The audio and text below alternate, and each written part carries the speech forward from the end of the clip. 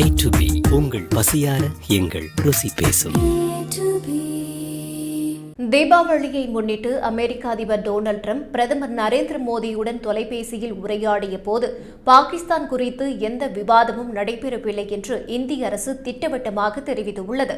கடந்த சில வாரங்களில் டிரம்ப் கூறிய தகவல்களுக்கு இந்தியா மறுப்பு தெரிவிப்பது இது இரண்டாவது முறையாகும்.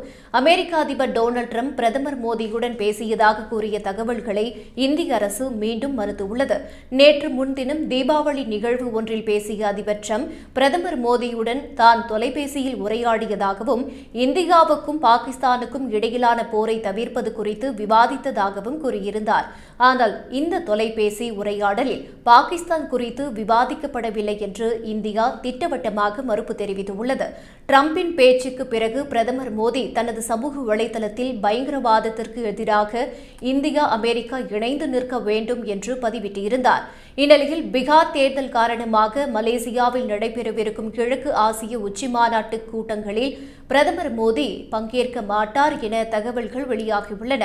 அதே சமயம் அமெரிக்க அதிபர் டிரம்ப் இந்த கூட்டங்களுக்காக மலேசியாவுக்கு பயணிக்க வாய்ப்புள்ளதாக கூறப்பட்டாலும் நவம்பர் மாதம் தென்னாப்பிரிக்காவில் நடைபெறும் G20 உச்சிமாநாட்டில் டிரம்ப் கலந்து கொள்ள வாய்ப்பில்லை என்றும் அங்கு பிரதமர் மோடி கலந்து கொள்வார் என்றும் தெரிகிறது. இதன் மூலம் பிரதமர் மோடி டிரம்ப் இடையே உடனடி நேரடி சந்திப்புக்கான வாய்ப்பு இல்லை என்பது தெளிவாகியுள்ளது. மேலும் வர்த்தக பேச்சுவார்த்தைகளில் முன்னேற்றம் இல்லாததாலும் இந்தியா பாகிஸ்தான் போரை தான் முடித்து வைத்ததாக டிரம்ப் திரும்ப கூறுவதாலும் இந்தியா அமெரிக்க உறவில் சில தயக்கங்கள் நீடிப்பதாகவும் வட்டாரங்கள் தெரிவிக்கின்றன. கடந்த வாரம் ரஷ்யாவிடமிருந்து எண்ணெய் வாங்குவதை இந்தியா நிறுத்தும் என்று மோடி உறுதியளித்ததாக டிரம்ப் கூறியதையும் இந்தியா மறுத்திருந்தது.